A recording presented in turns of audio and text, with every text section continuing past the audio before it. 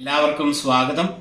ഈ ചെറിയ വീഡിയോ ചെയ്യാൻ എന്നെ പ്രേരിപ്പിച്ചതായിട്ടുള്ള പ്രധാന കാരണം, ഈ കാലങ്ങളിൽ സാമൂഹിക മാധ്യമങ്ങൾ പരിശോധിക്കുമ്പോൾ നമുക്ക് കാണാൻ കഴിയുന്നതായ വളരെ അപകടം പിടിച്ചതായിട്ടുള്ള ഒരു പ്രവണതയാണ് വിദ്വേഷവും വിരോധവും, സമൂഹത്തിൽ സ്പർദ്ധയും, സമുദായങ്ങൾ തമ്മിൽ സ്പർദ്ധയും വളർത്തുന്നതായ ധാരാളം വീഡിയോകളും അതുപോലെ മെസ്സേജുകളും മറ്റ് കണ്ടന്റുകളും പ്രചരിക്കുന്നത് നമുക്ക് കാണാൻ സാധിക്കുന്നുണ്ട്.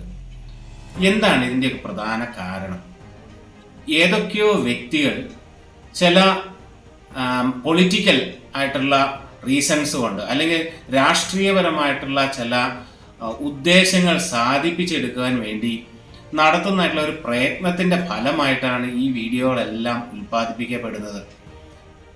പ്രത്യേകിച്ച് നമ്മുടെ നാട്ടിലുള്ള രണ്ട് പ്രധാനപ്പെട്ട മൈനോറിറ്റി റിലീജിയൻസ്, ന്യൂനപക്ഷ റിലീജിയനുകൾ, മതങ്ങളെ തമ്മിൽ അടുപ്പിച്ച് അതിൽ നിന്ന് രാഷ്ട്രീയ മുതലെടുപ്പ് നടത്തുവാൻ ശ്രമിക്കുന്നതായിട്ടുള്ള വ്യക്തികൾ ഉൽപ്പാദിപ്പിച്ച് വിടുന്നതായ കണ്ടന്റുകളാണ് പലപ്പോഴും നാം അറിഞ്ഞോ അറിയാതെയോ നമ്മുടെ സാമൂഹിക മാധ്യമങ്ങളിൽ പങ്കുവെക്കുന്നത്. അവർക്ക് വിഷയമാകുന്നതായിട്ടുള്ള പല കാര്യങ്ങളുമുണ്ട്. ഒരുപക്ഷെ നമ്മളുമായി യാതൊരു ബന്ധവുമില്ലാത്ത ആയിരക്കണക്കിന് മൈലുകൾ അകലെ നടക്കുന്നതായ ഇസ്രായേൽ പലസ്തീൻ സംഘർഷം പോലും നമ്മുടെ നാട്ടിൽ രണ്ട് സമുദായങ്ങൾ തമ്മിലുള്ള സ്പർദ്ധയെ വളർത്തുന്നതിന് വേണ്ടി ബോധപൂർവം നിർമ്മിച്ച് വിടുന്നതായിട്ട് നമുക്ക് കാണാൻ സാധിക്കുന്നുണ്ട്. എന്താണ് ഇവരുടെ മോട്ടീവ്? എന്താണ് ഇതിൻ്റെ ഉദ്ദേശം? ഇതിൻ്റെ പ്രധാന ഉദ്ദേശം എന്ന് പറയുന്നത് രാഷ്ട്രീയ മുതലെടുപ്പ് നടത്തുക എന്നുള്ളതാണ്. എന്നാൽ അത് മനസ്സിലാക്കാതെ ഇതിലൊക്കെയും വീണു പോകുന്നതായ ധാരാളം പേരെ നമുക്ക് കാണാൻ സാധിക്കുന്നുണ്ട്. എന്നാൽ നമ്മൾ ഒരു കാര്യം മനസ്സിലാക്കേണ്ടതായിട്ടുണ്ട്. നാം ആയിരിക്കുന്നതായിട്ടുള്ള ഈ ക്രിസ്തീയ വിശ്വാസം എന്ന് അതൊരു യുണീക്ക് ഫെയ്ത്താണ്. വളരെ പ്രത്യേകതകൾ നിറഞ്ഞതായിട്ടുള്ള ഒരു ഫെയ്ത്താണ് നമ്മുടെ വിശ്വാസം എന്ന് പറയുന്നത്. എന്താണ് നമ്മുടെ വിശ്വാസം? കർത്താവ് എന്താണ് നമ്മെ പഠിപ്പിച്ചിരിക്കുന്നത്? നമുക്കറിയാം, ക്രിസ്ത്യാനിറ്റിയുടെ യുണീക്ക്നെസ്സുകൾ അല്ലെങ്കിൽ അതിൻ്റെ പ്രത്യേകതകൾ പലതുമാണ്. കർത്താവ് പറഞ്ഞു, ഞാൻ തന്നെ വഴിയും സത്യവും ജീവനുമാകുന്നു. അതുപോലെ കർത്താവ് പറഞ്ഞു, ഞാൻ വാതിലാകുന്നു, എന്നിലൂടെ അല്ലാതെ ആരും പിതാവിലേക്ക് പ്രവേശിക്കുന്നില്ല.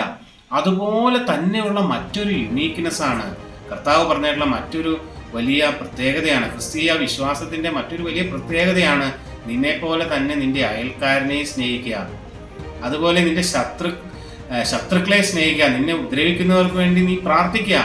അവരെ ശുശ്രൂഷിപ്പാനായിട്ടുള്ള വലിയ ഉത്തരവാദിത്തമാണ് ദൈവം നമ്മെ ഏൽപ്പിച്ചിരിക്കുന്നത് എന്നുള്ളത് മറന്നുകൊണ്ടാണ് പലപ്പോഴും ഈ വിദ്വേഷത്തിൻ്റെയും വിരോധത്തിൻ്റെയും സ്പർദ്ധയുടെയും പിന്നാലെ പോകുന്നതായിട്ടുള്ള ക്രിസ്തീയ വിശ്വാസികളെ നാം കാണുന്നത്.